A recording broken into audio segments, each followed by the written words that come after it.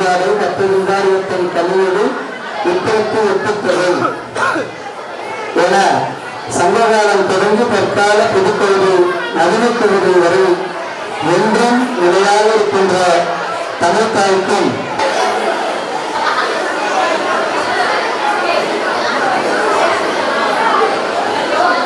அனைவருக்கும் வணக்கம்.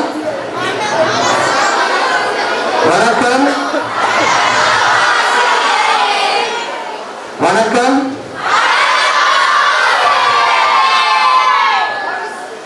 அப்படியே கொஞ்சம் அமைதியா இருங்க. தொகுப்புகள். வணக்கம். 4 காலாண்டுகளில் மிக முக்கியமானது சித்திரை மாதம். இது தமிழ் மாதங்களில் முதல் மாதமாகும். மேலும் சித்திரை திருநாளை தமிழர்கள் கோலாகலமாக கொண்டாடுகிறார்கள். சித்திரை திருவிழா சைவ மற்றும் வைணவ மதங்களின் மிகப்பெரிய பண்டிகையாகும். மதுரை மீனாட்சி அம்மன் கோயில் திருக்கல்யாணம் முதல் காரைக்கால் அம்மையாரின் தீபத் திருவிழா வரை ஏராளமான நிகழ்வுகள் நடைபெறும். சித்திரை திருநாளின் முக்கியத்துவம் இயற்கையின் புதிய தொடக்கத்தையும் மக்களின் ஒற்றுமையையும் எடுத்துரைக்கிறது. இவ்விழாவில் கலந்து கொள்வது உண்மையான மகிழ்ச்சியாகும். இப்பொழுது நாங்கள் உங்களை அறிமுகப்படுத்திக் கொள்கிறோம். என் பெயர் யாழினி மற்றும் என் உயிர் தோழி பவிக்ஷா. இங்கு வந்துள்ள அனைவருக்கும், குறிப்பாக எங்களின் சிறப்பு விருந்தினர் முனைவர் க. வீரமணி ஐயா அவர்களுக்கு பெருமையாக நாங்கள் நன்றி தெரிவித்துக் கொள்கிறோம். இந்நாள் பண்பாட்டை ஆனந்தத்துடனும் தூய மகிழ்ச்சியுடனும் கொண்டாட ஒரு சிறந்த நாளாகும். இப்பொழுது இயற்கையை போற்றும் விதமாக இறைவணக்கம் பாடலை பாடவர்.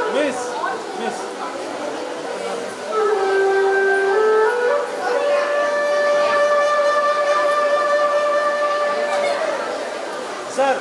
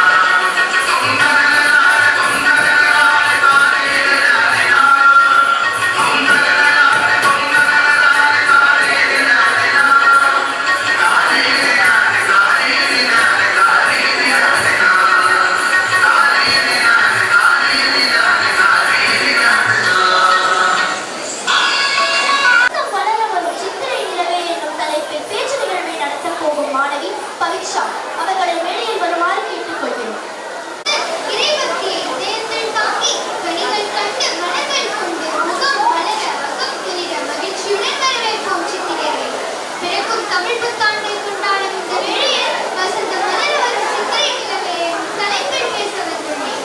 மனித இனத்தை ஒன்றுபடுத்தி மகிழ்ச்சியில் திளைக்க வைப்பதே விழாக்கள். சித்திரை மாதத்தில் தமிழரின் வருடப்பிறப்பு, சித்ரா பௌர்ணமி மற்றும் சித்திரை திருவிழா மிகச் சிறப்பாக நடைபெறும். தமிழ் மாதங்களின் முதல் மாதமான சித்திரையில் எண்ணற்ற தமிழர் விழாக்கள் கொண்டாடப்படுகின்றன. சங்க காலத்திலிருந்தே தமிழறிஞர்களின் வாழ்க்கையில் சித்திரை திங்கள் முதன்மையான இடத்தை பெற்றுள்ளது. இதை சோழர் கல்வெட்டுகளும் கொங்கு மாண்டியர் கல்வெட்டுகளும் உறுதி செய்கின்றது. சித்திரை திங்களை வசந்த காலத்தின் வாசல் என்றும் தமிழறிஞர்கள் கூறுகின்றனர். சித்திரையே வா நம் வாழ்வில் முத்திரை பதிக்கவா எனும் தொடரே சித்திரை மாதமே தமிழ் புத்தாண்டு என்பதற்கு சான்றாகும். சித்திரை முதல் நாள் என்று தமிழர்கள் வீடுகளை சுத்தம் செய்து அவரவர் வசதிக்கேற்ப மாக்கோலமிட்டு வாழைப்படிகளுக்கு மஞ்சள் குங்குமம் பூசி மாவிளை தோரணம் கட்டி சித்திரை காத்தாயை வரவேற்க மக்கள் தயாராகின்றனர்.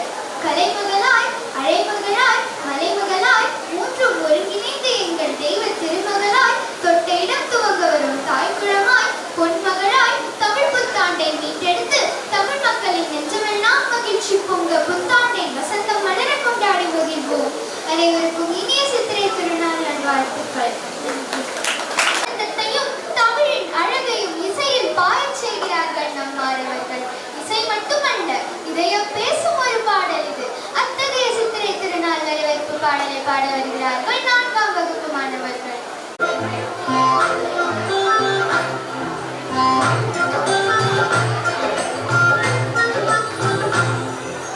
வந்தாச்சு வந்தாச்சு தமிழ் புத்தாண்டு வந்தாச்சு, வந்தாச்சு வந்தாச்சு தமிழ் புத்தாண்டு வந்தாச்சு. அம்மா சமையலை வீசும், பல பலவித ஆடைகள் அப்பா கையில் இருக்கும். உங்கள் சேரும் மகிழ்ந்து பாருங்கள் புத்தாண்டு கொண்டாட வாங்க, உங்கள் சேரும் மகிழ்ந்து பாருங்கள் புத்தாண்டு கொண்டாட வாங்க, தமிழ் புத்தாண்டு கொண்டாட வாங்க. வந்தாச்சு வந்தாச்சு தமிழ் புத்தாண்டு வந்தாச்சு, வந்தாச்சு வந்தாச்சு தமிழ் புத்தாண்டு வந்தாச்சு.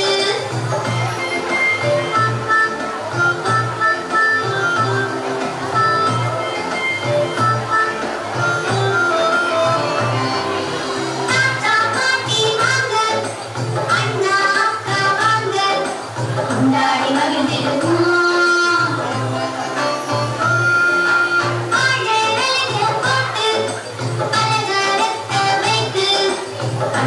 நிறைகளுக்கு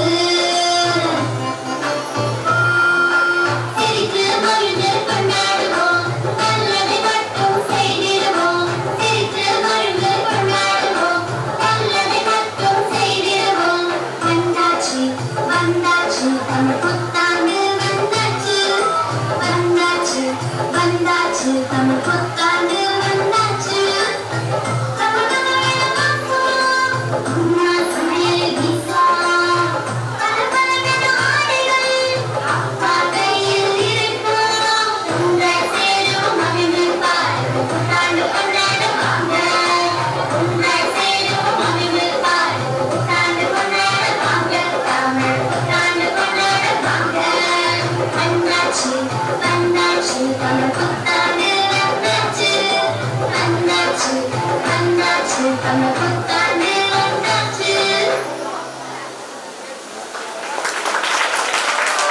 திருநாளின் சிறப்பு. சித்திரை திருநாள் நிகழ்ச்சிக்கு வருகை தந்திருக்கும் அனைவருக்கும் என் முதற்கண் வணக்கத்தை தெரிவித்துக் கொள்கிறேன். நாம் அனைவரும் சித்திரை மாதம் முதல் தேதியை தமிழ் புத்தாண்டமாக மகிழ்ச்சியுடன் கொண்டாடி வருகிறோம். அதே போல் இந்த வருடம் பிறந்திருக்கும் மிக்க சித்திரை திருநாளை வரவேற்க ஆர்வமுடன் இருக்கின்றோம். அத்தகைய சித்திரை திருநாளின் சிறப்பை பற்றி கவிதை சொல்ல வந்திருக்கிறேன். என் பெயர் ஐரணி நடராஜ்.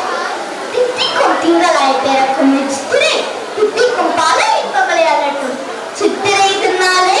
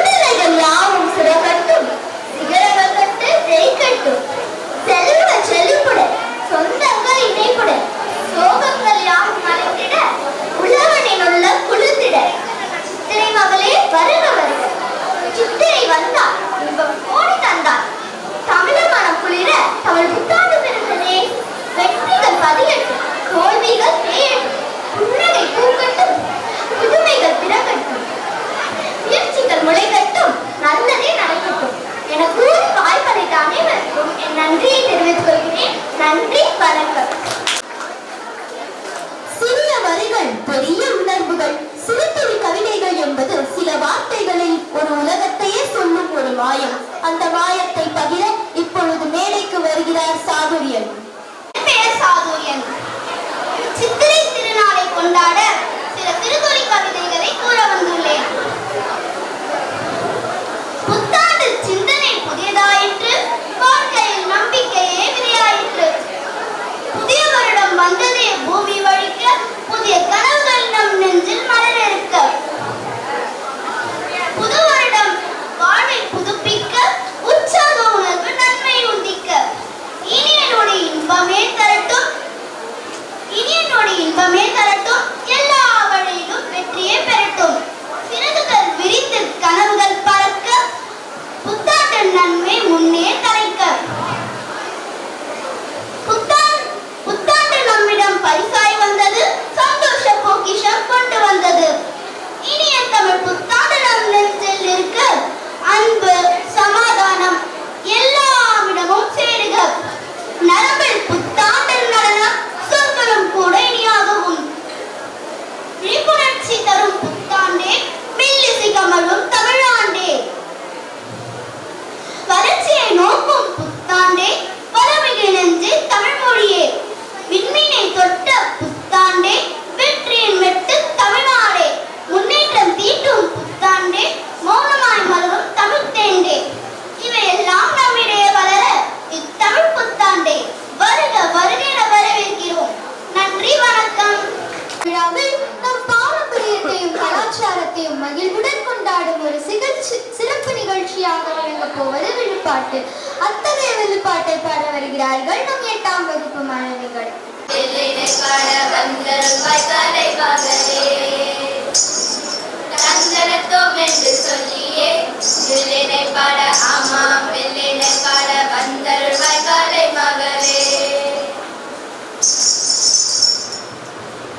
ஆழச்சோழ் உலகினில் அளப்பரிய மொழிகள் பல உள்ள, ஆயினும் தரணி புகழ் தமிழே இனிதன. கண்டோரும் கற்றோரும் உபக்க கூறி உள்ள மகிழ்ந்தனர். அவளை நாமும் பாடுவோமா? பாடுவோம். முன்கோடி ஒழிக்கும் முதலான நம்முடைய தென்கோடி ஒழிக்கும் பெரிதாயாயே. வானமொழி தேவரெல்லாம் கனவுமொழி தமிழேனி, ஞானமொழியானதாலே ஞானமொழியானாயே. ஆமாம், தமிழ் மொழியை வணங்கிட்டோம். ஆமாம், வணங்கிட்டோம். சபைக்கு வணக்கம் சொல்ல வேண்டாமா? சொல்லிடுவோம். நல்ல தமிழ் தந்தவர்க்கும் வணக்கம் அம்மா, இந்த வாய்ப்பை தந்தவர்க்கும் வணக்கம் ஐயா. குழுமியிருக்கும் அனைவருக்கும் வணக்கம் அம்மா, வணக்கம் அம்மா, அம்மா வணக்கம் அம்மா, வணக்கம் ஐயா, ஐயா வணக்கம் ஐயா. நாம இன்னைக்கு எதை பத்தி வில்லிசை பாட வந்திருக்கோம்? நம்ம இந்தியாவில் மட்டும் இல்லாம பிற நாடுகளில் வாழும் தமிழ் மக்களால் சிறப்பாக கொண்டாடப்படும் திருவிழாவை பற்றி தான் வில்லிசை பாட போறோம். அப்படியா? உலகமே கொண்டாடும் விழாவா? அதை பத்தி கொஞ்சம் சொல்லுங்களேன். சொல்லவா? பாடிட்டா போச்சு.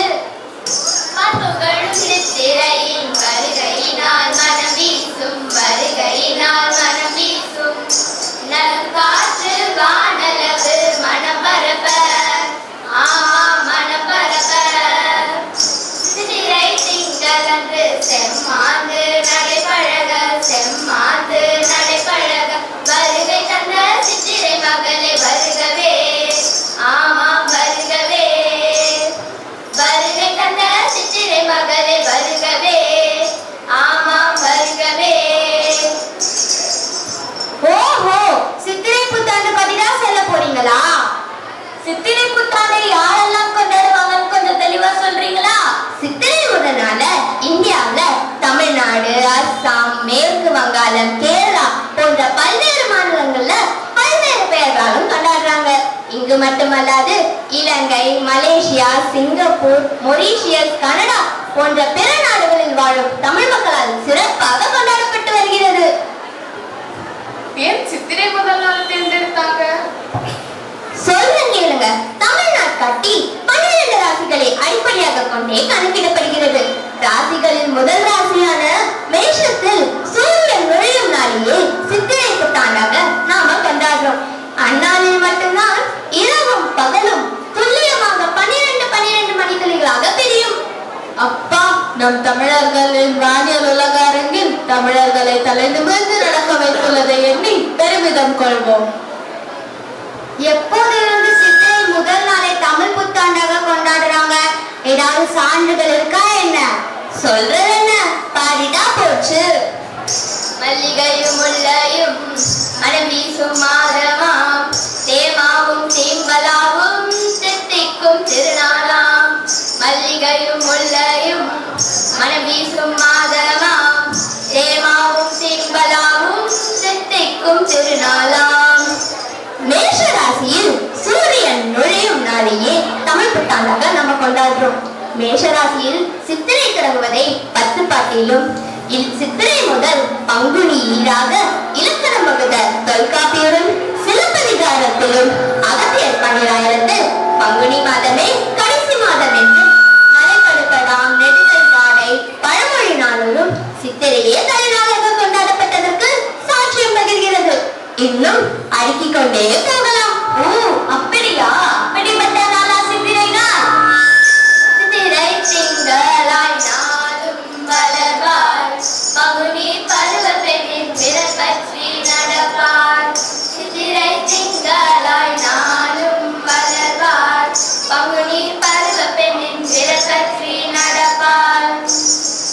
அது சரி, நம் இளைய தலைமுறையினருக்கு அவ்விழாவை கொண்டாடும் முறையை பற்றி கொஞ்சம் சொல்லுங்க. புத்தாண்டிற்கு முந்தைய நாளிரவில் மா, பலா, வாழை ஆகிய முக்கணிகள், வெற்றிலை, பாக்கு, நகைகள், நெல் முதலான மங்கள பொருட்கள் வைத்த தட்டை வழிபாட்டறையில் வைத்து அவற்றை புத்தாண்டு அன்று அதிகாலையில் காண்பதை புனிதமாக கருதினர். கொண்டாட்டோனா உணவில்லாமலே, அதை பத்தி கொஞ்சம் சொல்லுங்களேன்.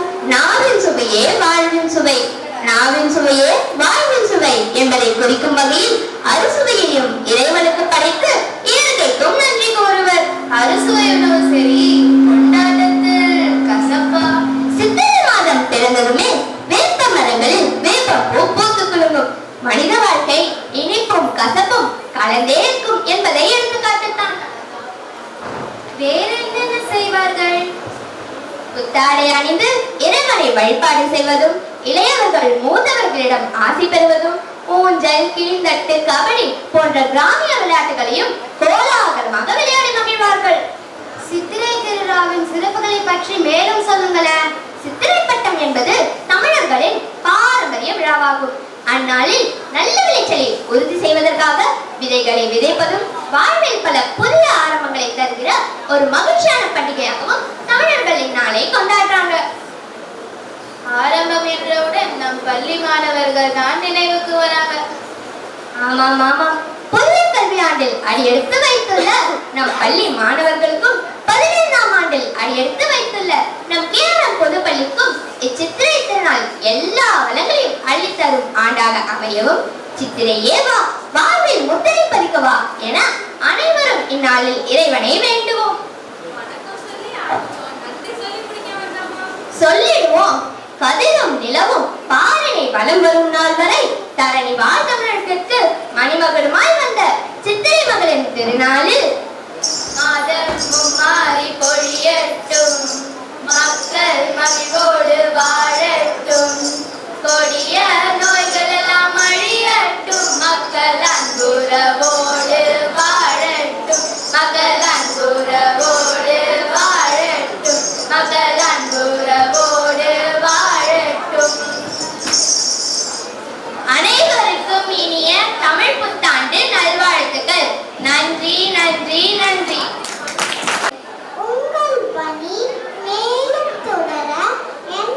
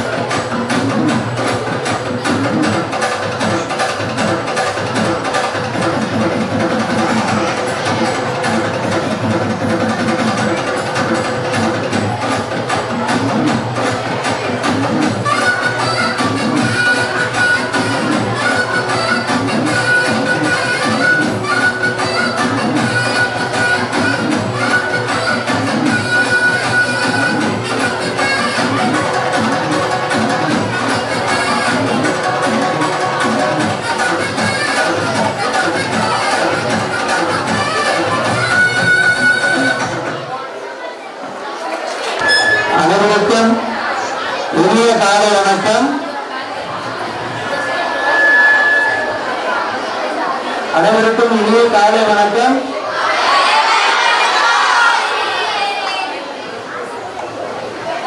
பொதுவா கிராமப்புறங்கள்ல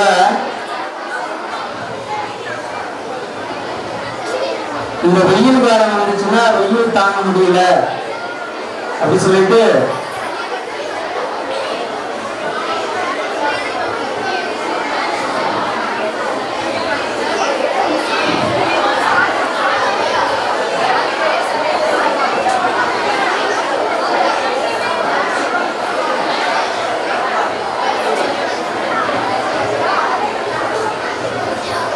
கிராமப்புறங்கள்ல வெயில் தாங்க முடியல அப்படி சொல்லிட்டு என்ன பண்ணுவாங்கன்னா இந்த சித்திரை மாசம் தான் சென்னை மாநகர பேருந்து தொழிலாளர்கள் வாழ்வியலை ஆராய்ந்து கோவை பாரதியார் பல்கலைக்கழகத்தில் முனைவர் பட்டமும் வாங்கியவர்.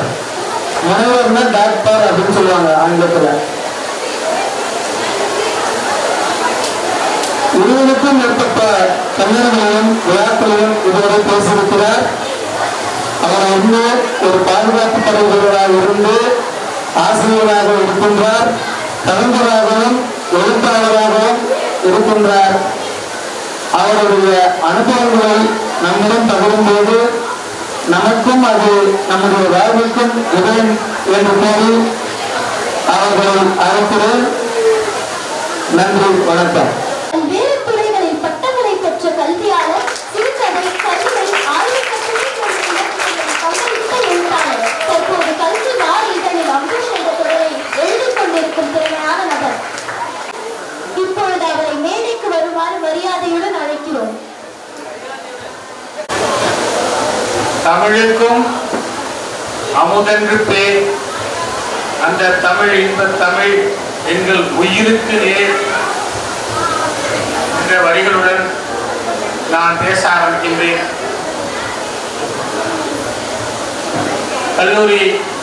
பள்ளி முதல்வர் ஐயா அவர்களுக்கும், துணை முதல்வர் மேடம் அவர்களுக்கும், துறை தலைவர் அக்கரையா அவர்களுக்கும் மற்றும் ஆசிரியர் பெருமக்களுக்கும், தொகுத்து வழங்கும் தொகுப்பாளர்களுக்கும் மற்றும் இங்கே நிறைய நிகழ்ச்சிகளை தத்ரூபமாக செய்து எல்லோரையும் மகிழ்ச்சியில் ஆழ்த்திய மாணவர்களுக்கும், பார்வையாளராக அமர்ந்திருக்கும் மாணவர்கள் அனைவருக்கும் என் நன்றியை தெரிவித்துக் கொள்கிறேன். உங்களிடம் ஒரு வேண்டுகோளுடன் என்னுடைய உரையை தொடங்குகிறேன். எல்லோரும் அமைதியாக பேசாமல் இருந்தால் நான் சீக்கிரம் என் உரையை முடித்துவிடுவேன். இல்லை என்றால் இது 1 மணி நேரம் நீட்டிக்கப்படும். பசியால் வாடுவீர்கள். ரம்பம் என்ன சொன்னாலும் கழுத்து ரம்பம் போடாதீங்க சார், அந்த வேலையில நான் இறங்கினேன். இது உங்க கையில தான் இருக்கு. நான் இந்த பள்ளிக்கு வரும் முன்பு ரொம்ப ஒரு மாதிரி பதட்டத்துடனும், ஒரு பெரிய விழாவுக்கு என்னை அழைக்கிறார்களே, என்ன பேச போகிறோம்? நான் கல்லூரிகளிலும் இலக்கிய விழாக்களிலும் பேசியிருக்கின்றேன். உங்களை போன்ற இளம் பிராயமுள்ள இளம் சிறார்கள், இளம் மாணவர்கள் மத்தியில் மிக குறைவாகவே பேசும் வாய்ப்பு கிடைத்திருக்கின்றது. நான் என்ன பேசுகிறேன் என்பதை நீங்கள் புரிந்து கொள்வீர்களா என்று ஏகப்பட்ட தயக்கம் இருந்தது. நான் மீனா டீச்சர் மேடத்திடம் ஃபோன் பண்ணி கேட்டிருந்தேன், இது நான் சூட்டபிள் தானா இந்த விழாவுக்கு அப்படின்னு. இல்லை சார், நீங்க வாங்க அப்படின்னு சொல்லிட்டாங்க.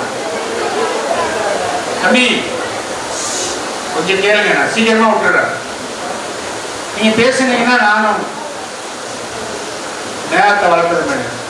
அப்புறம் காலேஜ்லயும் சொன்னேன், நான் வேலை செய்யற காலேஜில் சொன்னேன், இந்த மாதிரி ஒரு ஸ்கூல்ல பேச போறேன், நான் பேசுறது அவங்களுக்கு புரியுமா? காலேஜ் பசங்கன்னா வளர்ந்த பசங்க புரிஞ்சுவாங்க அப்படின்னு. அதுக்கு என்னுடைய கல்லூரி முதல்வர் ஒரு ஆய்வறிக்கையை சுட்டி காட்டி பேசினார். எங்களோட காலகட்டத்தில் 30 வயசுல நாங்க என்ன விவரம் இருந்துச்சோ, என்ன உலகத்தை பத்தி நாங்க என்ன புரியல் வைத்திருந்தோமோ, உலக விஷயங்களுக்கு எங்களுக்கு என்ன ஞானம் இருந்ததோ, அது இப்போ 7வது 8வது படிக்கிறவங்கள்ட்ட இருக்கு. தாராளமா பேசுங்க, நீங்க பேச விதத்தை பேசுங்க, அவங்களுக்கு கட்டாயம் புரியும் அப்படின்னு சொல்றாங்க. அந்த அளவுக்கு நீங்க ஒரு வளர்ச்சியுற்ற சமூகத்துல, வளர்ச்சியுற்ற உலகத்துல இருக்கிறீங்க. அது எனக்கு ஒரு பெரிய ஆறுதலா இருந்தது. உங்கள்கிட்ட நான் பேச வந்தத பேசலாம். ரெண்டாவது, இந்த இந்த இந்த விழாவுக்கு வரும்போது என்னை உபசரிச்ச விதம், இந்த பள்ளியில சங்கரையாவாக இருக்கட்டும், வைஸ் பிரின்சிபல் மேடமாக இருக்கட்டும், பிரின்சிபல் சாராக இருக்கட்டும், எல்லாரும் என்னை கூட்டிகிட்டு வந்த விதம் பெரிய ஒரு பண்பாடு நிறைந்த, பெரிய ஒரு மரியாதை மிகுந்த, அது இந்த காலகட்டத்தில் இந்த மாதிரியான மனிதர்கள் சூழ்ந்த ஒரு இடத்துல நீங்கள் படிச்சுட்டு இருக்கீங்களே உங்களுக்கு பெருமை தான். உங்களுக்கு இதோட வேல்யூ தெரியுமோ தெரியலையோ, இந்த மாதிரியான ஒரு ஆசிரியர் பெருமக்கள் இருக்கிற இடத்துல நீங்கள் படிக்கிறது உங்களோட பாக்கியம், உங்களுடைய பெற்றோர்களோட பாக்கியம் தான் இதை சொல்ல முடியும்.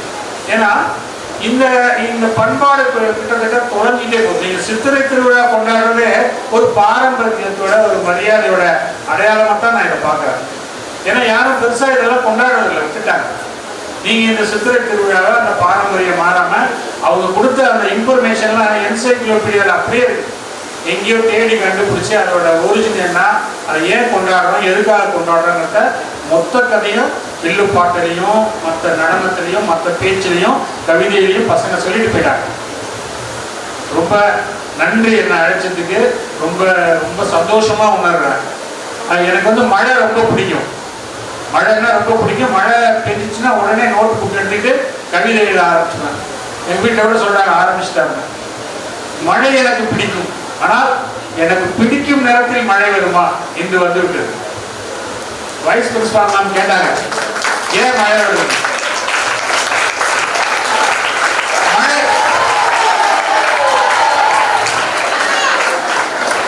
மழை எனக்கு பிடித்த மழைதான், அது ஆசை. எனக்கு பிடிக்கும் தருணத்தில் மழை வருமா இன்று வந்தது.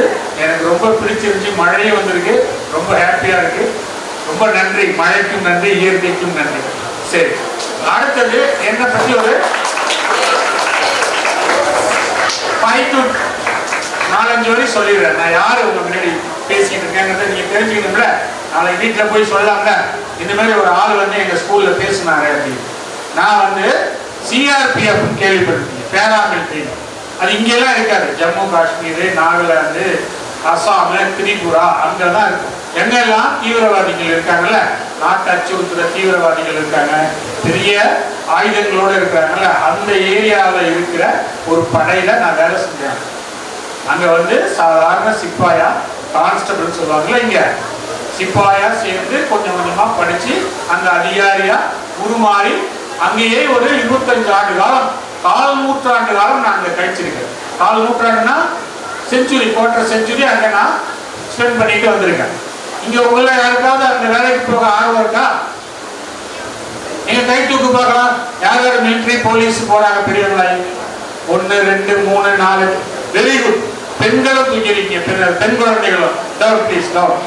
ஏன்னா உங்களுக்காக தான் அதிக வாய்ப்புகள் இருக்கு, உங்களுக்காக தான் அதிக வேகன்சி இருக்குது. பெண்களை இப்ப எல்லா படையிலையும் தேர்ந்தெடுக்கிறாங்க. ஆணுக்கு பெண் சமானங்கிற அந்த ஒரு அடிப்படையில எடுக்கிறாங்க. இது மட்டும் இல்லாம இன்னொரு என்ன ஒரு ஆய்வு சொல்லுதுன்னா, இன்னும் 50 வருடங்கள்ல இந்த மொத்த உலகத்தையும் இந்த மொத்த இயக்கத்தையும் பெண்கள் தான் நடத்த போறாங்க, பெண்கள் தான் பாதுகாக்க போறாங்க, பெண்கள் தான் வழி நடத்த போறாங்கிறாங்க. ஸோ இந்த பெண்கள் ஆர்வம் காட்டினதுக்கு ரொம்ப ரொம்ப நன்றி, ரொம்ப ரொம்ப மகிழ்ச்சி. உங்களுக்கான கதவுகள் திறந்தே இருக்கின்றன. 2-3 வேலையை செஞ்சா போதும், நீங்க நினைச்ச இடத்துக்கு போயிடலாம். எல்லாருமே அவங்கவுங்களுக்கான வாழ்வியல எட்டலாம். சின்ன சின்ன விஷயத்தை கடைபிடிச்சா போதும், பெருசா ஒன்றும் செய்ய வேண்டாம். அதுக்கு முன்னாடி இந்த சித்திரை திருநாளை பத்தி ஒரே ஒரு கியூஸ், ஒரே ஒரு ஜிகே அதை மட்டும் கேட்டுட்டு என்னோட அடுத்தடுத்த 2-3 பாயிண்ட சொல்லிட்டு நான் இறங்கிடுறேன். இந்த சித்திரை திருநாள் சொன்னாங்க ஒரு ஆண்டின் துவக்கத்தை குறிக்குது. இந்த ஆண்டின் துவக்கம்ங்கிறத எப்படி கணக்கிடுறாங்க யாருக்கும் தெரியுமா? Science students. சரி, நானே சொல்றேன். இல்லை நம்ம என்ன சொல்றாங்க, சும்மா சுத்தி தீராண்டா, ஒண்ணுமே தெரியாம சுத்துறாண்டாங்கிறாங்களே. நமக்கு ஒண்ணும் தெரியாது, நிஜமூலே நம்ம சுத்துறோம், அது நமக்கே தெரியும். நம்ம சுத்தி தெரியறது வேற விஷயம், நம்ம தெரியாம நம்ம சுத்துறோம். எப்படி சுத்துறோம்? பூமி சுத்துதா? ஒத்துக்கிறீங்களா இல்லையா? யாருக்கு பூமி சுத்துறதுக்கு பூமி சுத்துற சார் விளையாடாதீங்க. அட பாருங்களா, நம்ம பூமி சுத்திட்டு இருக்கு. சரி, இது எவ்வளவு நாள் எடுக்குது ஒரு பூமி சூரியனை சுத்துறதுக்கு? எக்ஸாக்ட்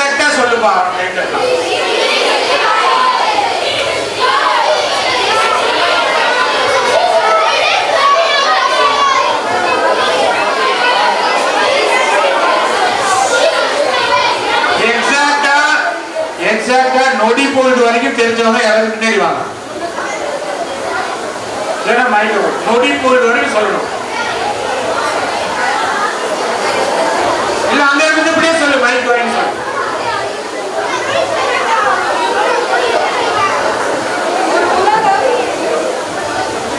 ஒரு பூமி 365 நாள் சுத்துது சார்.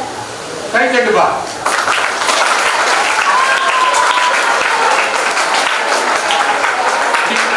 நீங்க எல்லாம் நாளைக்கு போலீஸ் வேலைக்கு சேர்ந்துக்கிறீங்க, மிலிட்டரியில சேர்ந்துக்கிறீங்க, அங்க பரீட்சை வைப்பாங்க. அங்க ஜெனரல் நாலேஜ் கொஸ்டின் வரும். இப்படி சொன்னா மார்க் கிடைக்காது, கம்ப்யூட்டரை ஃபெயில் பண்ணணும். அதுக்கு கரெக்டான விடை என்ன தெரியுமா? 365 நாட்கள் 11 மணி 6 மணி நேரம் 11 நிமிடம் 48 வினாடிகள் சுற்றுது. இந்த கால்குலேஷனை நீங்க படிக்கணும். இப்படிதான் நீங்க உங்களை தயார் பண்ணிக்கணும். பொதுவா ஜெனரலா தயார் பண்ணிட்டா போட்டி தேர்வுல எழுத முடியாது. சோ இந்த சுத்தத்தை ஒரு சுழற்சி முடிஞ்சு அடுத்த சுழற்சிக்கு சாட்டால அந்த முதல் நாள நம்ம சித்திரை நாளா கொண்டாடுறோம். இது ஒரு உணர்வுபூர்வமான திருநாளாக இருந்தாலும் அறிவியல் பூர்வமாகவும் இதை நாம் ஏற்றுக்கொள்ள வேண்டும். ஒரு அறிவியலின் ஒரு செயலாக்கத்தை நாம் உணர்வுபூர்வமாகவும் மாற்றி இரண்டையும் பொதுவாக கொண்டாடுகிற தமிழர்களின் மரபு, தமிழர்களின் அறிவை, தமிழர்களின் சான்றாண்மையை இந்த சித்திரை திருநாள் நமக்கு தெளிவுபடுத்துகிறது. இது முடிஞ்சு. ரெண்டாவது, உங்களுக்கான என்னுடைய வாழ்க்கையில நான் ஒரு அரை நூற்றாண்டு மனிதன், 50 ஆண்டுகளுக்கு மேலாக இந்த நாட்டின் உயிரோடு வாழ்கிறேன். நான் பட்டாளத்திலே போய் வேலை செய்தாலும், போர் படையிலே வேலை செய்தாலும், அங்கே என்னை சார்ந்தவர்கள் ஏராளமான பேர் மரணித்து போனாலும் நான் மட்டும் உயிரோடு திரும்பி வந்திருக்கின்றேன் என்றால் ஏதோ ஒரு காரணம் இருக்கிறது. நான் உயிரோடு திரும்பி வந்து உங்களிடமும் சிலவற்றை தகவல்களை சொல்லலாம் என்று கடவுள் என்னை அனுமதித்திருக்க கூடும். ஸோ அதன்படி எனக்கு கிடைத்த அனுபவங்களை சுருக்கமாக உங்களிடம் சொல்கிறேன். நீங்கள் புரிந்து கொள்வீர்கள் என்று நம்புகிறேன். உங்கள் வயதை மீறிய அறிவு உங்களிடம் இருக்கிறது. இந்த காலகட்டம் வயதை எல்லாம் அனுபவத்தை எல்லாம் தூக்கி சாப்பிடுகிற அளவுக்கு தொழில்நுட்பம் வளர்ந்து கிடக்கிறது. ஆண்ட்ராய்டு உலகத்துல நம்ம வாழ்ந்துட்டு இருக்கோம். இன்னும் கொஞ்ச நாள்ல ஏஐ வரப்போகுது. ஏஐ இன்னும் 10% வந்ததுக்கே நம்மளால தாங்க முடியல, எல்லாரும் அலறாங்க. இன்னும் ஏஐ முழுமையா ஆக்கிட்டு போகுது. ஏஐனா என்ன? நீங்கள் அதற்கு தயாராகிவிட்டீர்கள். உங்களை ஏஐ கைகொள்ள போகிறது, உங்களை ஏஐ உருவாக்க போகிறது, கப்ளீகரம் செய்ய போகிறது, உங்களை சாப்பிட்டு காணாடிக்க போகுது ஏஐ பண்ணாங்க. நான் பயமுறுத்தல, இது ஒரு ஆய்வு சொல்றாங்க. இப்ப எப்படி நீங்க பழசெல்லாம் மறந்துட்டு பழசு என்ன நடந்ததே உங்களுக்கு தெரியாது. இந்த கோமாளி படத்துல ஒரு படம் ஹீரோ கரெக்டா தெரியுது. ஆனா அந்த உலகம் பூமி சுற்றுற நாட்டு மட்டும் தெரிய மாட்டாங்க. Very good. நீங்க அப்படிதான் இருக்கணும், அப்படிதான் இயல்பு. ஸோ அந்த மாதிரி நீங்க பழைய வாழ்க்கை உங்களுக்கு எதுவுமே தெரியாது. அதாவது என்னுடைய காலகட்டம் எதுவுமே தெரியாது. இப்போ நீங்க ஆண்ட்ராய்டுங்கிற மொபைல் சிக்கிருக்கீங்க. நவீன உலகத்துல நீங்க மாட்டிட்டு இருக்கீங்க. இந்த நவீன உலகம் இன்னும் நவீனமா மாறப்போகுது. இந்த நவீனமா மாற போறதுனால எல்லாரும் என்ன சொல்றாங்க? எல்லாரும் எங்களை மாதிரி ஆளுநர் பூமரங்கள். நாங்கெல்லாம் யாரு? நீங்க ஒரு நாளைக்கு மாறுவீங்க. அது இன்னொரு 20 yearsல யூனிபிய பூமரங்கள். ஸோ இந்த விஞ்ஞான யுகத்துல நீங்க என்னத்தெல்லாம் இழந்துட்டு வரீங்க? வாழ்வியலை இழந்துட்டு வரீங்க, பொறுமையை இழந்துட்டு வரீங்க, அகிம்சையை இழந்துட்டு வரீங்க, நேர்மை, இந்த எல்லாத்தையுமே கொஞ்சம் கொஞ்சமா இந்த டெக்னாலஜி என்ன செய்யுது? புரியுது. உங்களை ஒரு அவசரமுள்ள ஆளா, ஒரு பரபரப்புள்ள ஆளா, எதுக்குமே பொறுமை காட்டாத ஆளா வந்துட்டு இருக்கு. நீங்க எல்லாம் இப்ப 8th 7th படிக்கிறீங்க. இன்னும் சீக்கிரமாவே 10th 11th முடிச்சுட்டு டிகிரிக்கு வந்துடுவீங்க. உங்களுக்கு எல்லாம் வேலை வாங்கணும், பிசினஸ் பண்ணணும், நிறைய விஷயம் காத்துட்டு. அப்படி நிறைய விஷயம் காத்துட்டு இருக்கும்போது இப்ப என்ன நினைச்சிட்டு இருக்கீங்க? நீங்க உங்க அறிவு, உங்க டிகிரி இதை வச்சே வேலை வாங்கிடலாம், நான் பெரிய ஆள் ஆகிடலாம் அப்படின்னு நினைக்கிறீங்க. நீங்க வேலை வாங்கணும், பெரிய ஆள் ஆகணும், அதுதான் அப்ஜெக்டிவ். நீங்க மட்டும் படிக்கல. நீங்க படிக்கிறதுக்காக உங்க அப்பா அம்மா நிறைய பணம் ஸ்பெண்ட் பண்றாங்க. உங்க அப்பா அம்மா உழைக்கிறாங்க. எங்க இருந்தோ பணம் கொண்டு ஃபீஸ் கட்டி தான் உங்களை படிக்க வைக்கிறாங்க. அது மட்டும் இல்லாம எத்தனையோ பேராசிரியர், எத்தனையோ ஆசிரியர்களுக்கு நிக்கிறாங்க. அமைதியா மூலையில ஓரமா நிக்கிறாங்க. ஆசிரியர் பணி, அறப்பணி, அதற்கு உன்னை அர்ப்பணி. நீங்க கை தெரிஞ்சு பார்க்கலாம். ஆசிரியர் பணி, அறப்பணி, அதற்கு உன்னை அர்ப்பணி என்று அர்ப்பணித்த அத்தனை ஆசிரியர் பெருமக்களுக்கு நீங்க எப்போதும் நன்றியோட இருக்கணும். அவங்க அவங்ககிட்ட பணமோ காசோ எதுவுமே எதிர்பார்க்க மாட்டாங்க. மறந்தே போயிடுவாங்க நீங்க படிச்சத. நீங்க எல்லாம் செய்ய வேண்டியது வாழ்க்கையில ஏதாவது ஒரு நல்ல விஷயத்தை செஞ்சு அவங்க காதுகளுக்கு அதை எட்ட செய்யணும். அதுதான் அவங்க எதிர்பார்க்க. அதை செய்யறதுக்கு நீங்க உங்களை தயார்படுத்தணும். அதை செய்யறதுக்கு நீங்க தயார்படுத்திக்கணும். இப்ப எல்லாருக்கிட்டுமே சர்டிபிகேட் இருக்கணும். எல்லாருமே நல்ல மார்க் எடுப்பீங்க, எல்லாருமே பாஸ் ஆயிடுவீங்க, எல்லாருமே இன்டர்வியூக்கு எலிஜிபிள் ஆயிடுவீங்க. கவலையே இல்லை. அந்த காலகட்டம் முடிஞ்சிச்சு. இப்ப என்ன இன்டர்வியூஸ் எதிர்பார்க்கறாங்க? நான் மனிதவள மேம்பாட்டுத்துறை தலைவர். நான் நிறைய கருத்தரங்குக்கு போயிருக்கேன், நிறைய கருத்தரங்க நடத்திருக்கேன், நிறைய தகவல்கள் எனக்கு இருக்கு அதை பத்தி. அதை நான் இப்பவே உங்கள்கிட்ட விதைச்சிட்டு போறேன். தயவுசெய்து கேளுங்க. எல்லா மாணவர்களே மாணவிகளே தயவுசெய்து கேளுங்க. எதிர்காலம் எப்படி இருக்கும் என்பதை என்னால் கணிக்க முடியாது ஓரளவுக்கு. அது என்னுடைய அறிவால் அல்ல, எனக்கு கிடைத்த தகவல்கள், நாங்கள் நடத்தும் மாநாடுகள், நாங்கள் நடத்தும் கருத்தரங்குகள், இதனூடே நான் பெற்ற தகவல்களை உங்களுக்கு தருகிறேன். பத்திரமாக மனதில் வைத்துக் கொள்ளுங்கள். நாட்கள் பல இருக்கின்றன, வருடங்கள் பல இருக்கின்றன, பரவாயில்லை. இப்போதே நீங்கள் உங்களை தயார் செய்து கொள்ளுங்கள். உங்கள் எண்ணங்களை நீங்கள் விசாலப்படுத்திக் கொள்ளுங்கள். யோசிக்க தொடங்குங்கள். சரியான பருவம். அடிமட்டத்தை மிகவும் ஸ்ட்ராங்காக வைத்துக் கொள்ள வேண்டிய பருவம். எப்போதுமே ஒரு பெரிய கட்டடம் கட்டும் போது எங்கொண்டு வைக்கிறோம்? கல்ல கீழே வைப்போம். 14வது மாடியில மட்டும் வைக்க மாட்டோம்ல, கீழே பள்ளம் தோண்டிதான் கல்ல வச்சு அப்புறமா செவுறு எழுப்போம். அந்த மாதிரி நீங்க பேஸ் ஸ்ட்ராங்கா இருக்கணும். பேஸ் மட்டும் எப்படி இருக்க கூடாது? பில்டிங் எப்படி இருக்கணும்? வடிவேல் சொல்லிருக்காங்கல்ல, அதெல்லாம் ஞாபகம் இருக்குல்ல உங்களுக்கு? வாத்தியார் சொன்னதோட வடிவேல் சொன்னது உங்களுக்கு ரொம்ப பிடிக்கும், ஞாபகம் இருக்கு. அதனாலதான் அந்த உதாரணம். சோ உங்கள்கிட்ட நீங்க டிகிரி முடிச்ச உடனே என்ன, நான் இன்ஜினியரிங் காலேஜில் வேலை பார்க்குறேன், எம்பிஏல பேராசிரியராக இருக்கேன், அங்க நடக்கிற நிகழ்வுலாம் உங்கள்கிட்ட கடத்திட்டு போறேன். நீங்க உங்க அப்பா அம்மாட்ட எல்லாம் சொல்லுங்க. அங்க வந்து இப்ப படிப்பையோ உங்க ரேங்கையோ பெருசா கணக்கிறது கிடையாது. வேலைக்கு எல்லாருக்கிட்டையும் ஃபர்ஸ்ட் கிளாஸ் இருக்கு, எல்லாரும் இங்கிலீஷ் பேசுறாங்க, எல்லாரும் தமிழ் பேசுறாங்க. ஒரு சின்ன பொண்ணு நிகழ்ச்சியை தொகுத்து வழங்குது. நான் எனக்கு தடுமாறுது பேச மேடையில. ஒரு சின்ன பொண்ணு எவ்வளவு அழகா தொகுத்து வழங்குது. எல்லார்ட்டையும் எல்லா திறமையும் இருக்கு. வாட் தே வாண்ட், என்ன விரும்புறாங்க அவங்க, அதை மட்டும் அந்த ரகசியத்தை மட்டும் உங்களுக்கு சொல்றாங்க. அவங்க விரும்புறது ஆட்டிடியூட். ஆட்டிடியூட்னா பொறுமை, அமைதி. எல்லாம் பொறுமை காட்டுற. உன்னை வந்து ரிசப்ஷன்ல உட்கார வச்சுட்டு இன்டர்வியூ பண்றாங்க. எப்படி பண்றாங்க? கேமரா மூலம் பாக்குறாங்க, சிசிடிவி மூலம். நீ என்ன மாதிரி மூவ்மெண்ட் பண்ற, நெளியா அலையிறியா, பக்கத்துல பேசுறியா, எதுக்கு பேசுறியா, யாருக்கிட்ட சிரிக்கிற, எல்லாத்தையும் அவங்க கண்டுபிடிச்சிடுறாங்க. உன்னோட பேஸ்புக் ஐடி, உன்னோட இமெயில் ஐடி, உன்னோட வாட்ஸ்அப் ஐடிலாம் கேட்டு வாங்குறாங்க. அதுல போய் வெரிஃபை பண்றாங்க.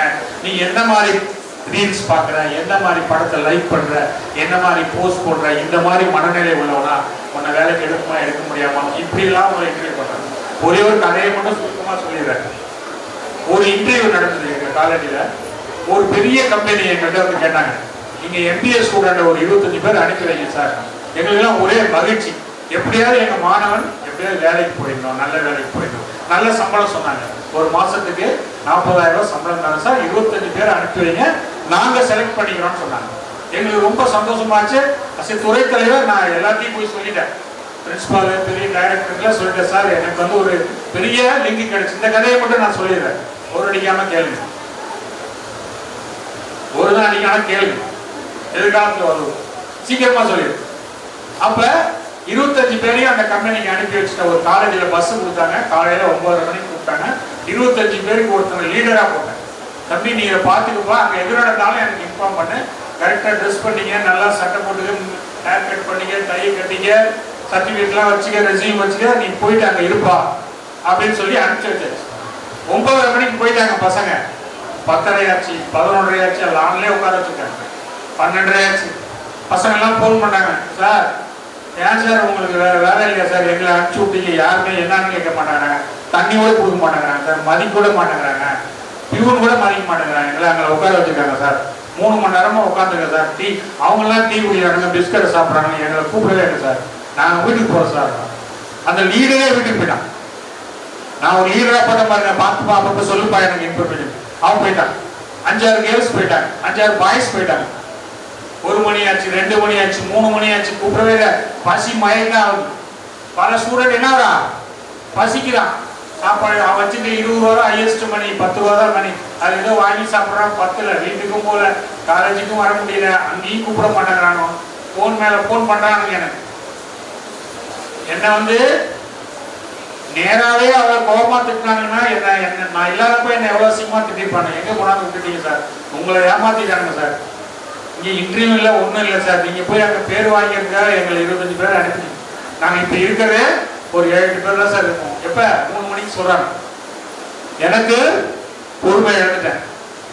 3 மணி நேரமாக காலையில் 9 மணிக்கு போன என்னுடைய மாணவர்களை 3 மணி நேரமாக எந்த வித இதுவும் இல்லாமல் உட்கார வச்சிருக்காங்களேன்னு சொல்லிட்டு ஒரு ஓலா போட்டு ஒரு கார் புக் பண்ணி நேராக நான் அம்பத்தூருக்கு போயிட்டேன். அந்த கம்பெனி வாசலில் போய் இறங்கி, மாணவர்களே இது வந்து திரித்து கூறப்பட்ட கதை அல்ல, வாட்ஸ்அப்பில் எடுக்கவில்லை, யூடியூபில் எடுக்கவில்லை, எந்த புத்தகத்திலும் எடுக்கவில்லை, எனக்கு நேர்ந்த கதை. இப்போது சொல்லும் போது கூட எனக்கு புல்லரிக்கின்றது, இப்போது சொல்லும் போது கூட கண்ணீர் நீர் துளிக்கிறது. இந்த கதையை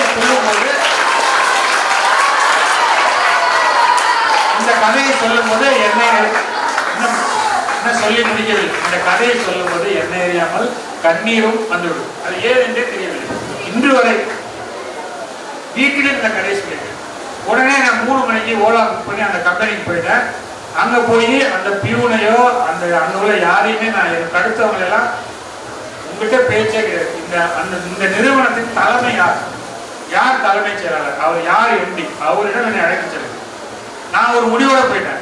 என்ன நடந்தாலும் நம்ம அந்த காலேஜ் விட்டு நின்னாலும் பரவாயில்ல, நம்ம போலீஸ் ஆனாலும் பரவாயில்ல, கோர்ட் ஆனாலும் பரவாயில்ல, என்ன வேணாலும் பார்த்துக்கலாம். என்ன ஒரு அவமானம், என் பையன் கொஞ்சம் ஏழையான மாணவன், சாதாரணமான காலேஜ்லேருந்து போயிருக்கான், அவனை அவமானப்படுத்துறீங்களா அப்படின்னு சொல்லிட்டு கடும் கோபம் எனக்கு. அது கைகலப்புக்கும் தயாராக சென்று விட்டேன். அது எவ்வளோ பெரிய ஆளாக இருந்தாலும் அவனை எதிர்க்கணும் அப்படிங்கிற இடத்துக்கு அந்த எம்டி ரூமில் போய் உள்ளே உட்காந்துட்டான். உள்ளே போயிட்டோம். உட்காருங்க சார்.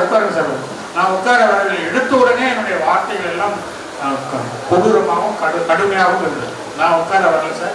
இது என்ன சார், இது இப்படி பண்ணலாமா சார்? இது மாதிரி உங்கள் வீட்டு பையனும் உங்கள் வீட்டு குழந்தைங்களும் இந்த மாதிரி 3 மணி வரைக்கும் சாப்பிடாம உட்காந்துருப்பீங்களா சார்? உட்கார வச்சுருப்பீங்களா சார்? நீங்கள் என்ன சார் சொன்னீங்க? 25 பேர் இன்டர்வியூ எடுக்கிறேன்னு சொன்னீங்க.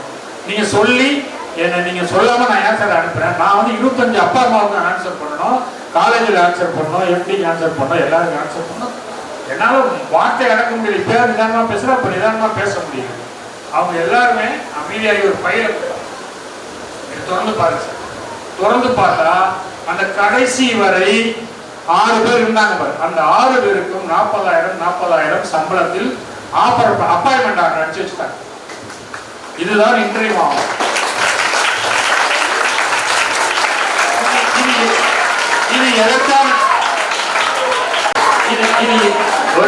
இது எதற்கான இன்டர்வியூ கேட்டேன். என்ன சார் இன்டர்வியூ? இதுதான் சார் இப்ப சகிப்புத்தன்மைக்கான இன்டர்வியூ. நாங்க வச்சிருக்க கம்பெனி போய் பெரிய பெரிய முதலாளியே பெரிய பெரிய கன்சல்டன்ட்டை பார்க்கணும்.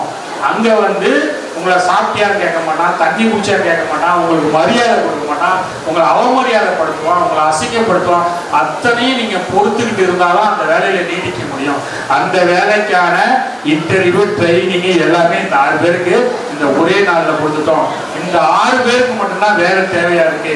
இந்த 6 பேர் மட்டும்தான் எல்லாத்தையும் தாங்குறான். இந்த 6 பேரும் நல்லா படிச்சிருக்கான். இந்த 6 பேருக்கும் 40,000 ரூபாய்க்கான ஆர்டரு என்னோட சம்பளத்தோட கொஞ்சம் அதிகமாகவே இருந்துச்சு. அவங்களுக்கு அந்த அந்த மகிழ்ச்சிக்கான அளவே கிடையாது. அது உங்கள்கிட்ட பயிர்ல நான் எல்லாருக்கும் சொல்லுவேன் இந்த கதையை. வீட்டில் கூட சொல்லிட்டேன். வீட்டில் எல்லாம் போர் அடிக்குது, 15ஆவது வாட்டி சொல்லிட்டீங்க இந்த கதையை பாங்க. ஆனாலும் நான் இருந்தது கிடையாது இந்த கதை. இது ஏன் சொல்றேன்னா, இது மிஸ்ஸிங். இப்போ நம்மள்கிட்ட நமக்கு எல்லாமே அவசரம். எல்லாமே எங்கள் பசங்களாம் படிக்கிற பசங்களாம் ஒரு 40 நிமிஷம் கிளாஸ் யாரும் கேட்கறதுக்கே வாய்ப்பு இல்லை. சீக்கிரமாக முடிச்சுட்டு போயிருப்பா, டக்குன்னு முடிச்சிருங்க அப்படிங்கிறாங்க. எல்லாம் ஒரு ஸ்டேட்டஸ் எப்படி ஒரு 30 செகண்ட்ல யாரெல்லாம் வாட்ஸ்அப் ஸ்டேட்டஸ் பார்ப்பா அப்படி 30 செகண்ட்ல வச்சிடணும் அந்த ஸ்டேட்டஸ். இல்ல அப்படிதானே? அப்படிதானமா? அது 30 செகண்ட் தானே வரும். அந்த மாதிரி உலகம் போயிடுச்சு. அந்த 30 செகண்ட் உள்ள எல்லாத்தையும் சொல்லிடணும். உன்னோட சோகத்தை, அந்த பர்த்டே போனதை, ஹோட்டலுக்கு போனதை, பீச்சில் குளிச்சதை, ஃப்ரெண்டுகளோட போனது எல்லாத்தையும் 30 செகண்ட்ல சொல்லிடணும். இந்த மாதிரி வாழ்க்கை என்ன செய்றீங்க? டெக்னாலஜி வந்து நம்மளை சுருக்குது. ஆனா இப்ப எப்படிப்பட்ட எதிர்பார்க்கிறாங்க? பழைய ஆளுங்க டெக்னாலஜியும் தெரிஞ்சிருக்கணும், பழைய மகிமை, பழைய பொறுப்பு பழையதும் தெரிஞ்சிருக்கும். இது உங்களுக்கு கட்டாயம் தேவைப்படுது. ஒண்ணு. நம்பர் டூ இந்த ரெண்டு விஷயம் நான் முடிச்சிருக்கேன். எனக்கு தெரியும் உங்களால் இருக்க முடியாது, உங்களால் ஏற்க முடியாது, உங்களால் 20 நிமிடத்திற்கு மேல் நான் சொல்வது உங்கள் உள்ளத்திலோ எண்ணத்திலோ நுழையாது என்பதை நான் நன்கறிவேன். விட்டுவிடுகிறேன். ஒரே ஒரு கருத்தை மட்டும் சொல்லிக்கிறேன். உங்களை இப்ப அந்த நீங்க வேலைக்கு போனாலும் சரி, தொழில் தொடங்கினாலும் சரி, உங்க எதிர்காலத்தை பத்தி இப்பவே சிந்திக்க தொடங்கி அதுக்கான விதைகளை போடுறதுக்கான கரெக்டான தருணம். இதுல என்னன்னா பழைய மாதிரி இல்லாத ஒரே ஒன்று சொல்லிடுறேன். முன்பெல்லாம் பணம் வேணும், பொருள் வேணும், ஒரு தொழில் தொடங்க, ஒரு வேலைக்கு போகலாம். இப்பெல்லாம் தாட் ப்ராசஸ், எண்ணங்கள் இருந்தா போதும்.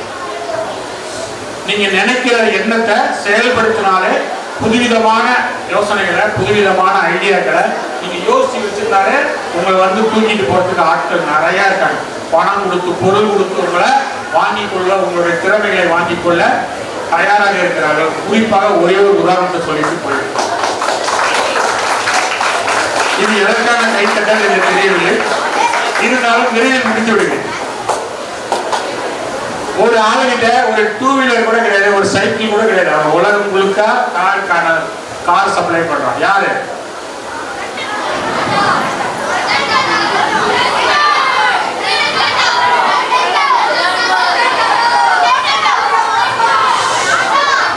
ஒரு ஆளுகிட்ட சுடு தண்ணி வைக்க கூட பாத்திரம் கிடையாது. உலகம் முழுக்க பிரியாணி கொடுக்குறான், சாப்பாடு கொடுக்குறான், ஊழிசி.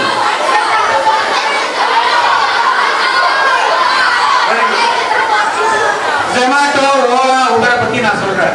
இது பணமோ படிப்போ கொடுக்கல, ஒரு அறிவு. அதனால அந்த அறிவு, அந்த ஒரு சின்ன ஐடியாவை ஆப்பா மாற்றி உங்களையெல்லாம், அவன்லாம் ஒரு பெரிய பணக்காரன் தான். உங்களை மாதிரி சிறுவர்கள் தான், உங்க எண்ணங்களில் தோன்றியவர்கள் தான் இன்னைக்கு பெரிய பிசினஸா ஆயிருக்கு. ஆக உங்க படிப்பு மட்டும் இல்லாம உங்க எண்ணங்கள், செயல்பாடுகள் இதெல்லாம் ரொம்ப ரொம்ப முக்கியம். மூணாவது ஒரே ஒரு விஷயம், கடைசி விஷயம், இதோட என்னோட உரையை நிறைவு பண்ற, அது டிசிப்ளின். எல்லாம் இருக்கு சார், என்கிட்ட ஐடியா இருக்கு, நல்லா படிச்சிருக்கேன், ஆனா நான் கத்தி எடுத்து அடுத்தவனை குத்துவேன் அப்படின்னா என்ன ஆகாது? ஜெயிலுக்கு தான் போகும், ஊழலுக்கு தான் போகும். ஸோ டிசிப்ளின் ரொம்ப ரொம்ப முக்கியம். டிசிப்ளின் ஃபாலோ பண்ணுறது ரொம்ப ரொம்ப ஈஸி. அதுக்கெல்லாம் எங்க புக்கு படிக்க வேணாம், எந்த வீடியோ கேட்கணும், எந்த மாதிரி யாரோட பேச்சு கேட்க வேணாம், எதுவுமே கேட்க வேணாம். சமூகம் என்னென்னலாம் புறக்கணிக்குதோ அதெல்லாம் புறக்கணிச்சிருக்கு. உங்க அம்மா, உங்க அப்பா, உங்க ஆண்டி, அக்கம் பக்கம் வீட்டுக்காரங்க சொல்லுவாங்கல்ல, இது செய்யாத, போன் பார்க்காத, அங்க போகாத, அவங்க கூட போகாத, இந்த ட்ரெஸ் போடு, இந்த ட்ரெஸ் போடாத, இத்தனை மணிக்குள்ள வீட்டுக்கு வந்துடு, இதை சாப்பிடு, இதை சாப்பிடாத, இதை கேட்டாலே போதும். சமூகம் புறக்கணித்து நீங்கள் புறக்கணிக்கிறது தான் சிறந்த டிசிப்ளின். அதை நீங்க பாதுகாப்பீங்கன்னு நினைக்கிறேன். எனக்கு இந்த விழாவுக்கு வாய்ப்பளிச்சு பேச வாய்ப்பு கொடுத்த பள்ளி நிர்வாகத்திற்கும், ஏதோ நான் சொன்னதை 5ல் ஒரு பங்கால் கேட்ட உங்க அனைவருக்கும் ரொம்ப நன்றி. உங்க எதிர்காலத்தில் இந்திய நல்வாழ்வு.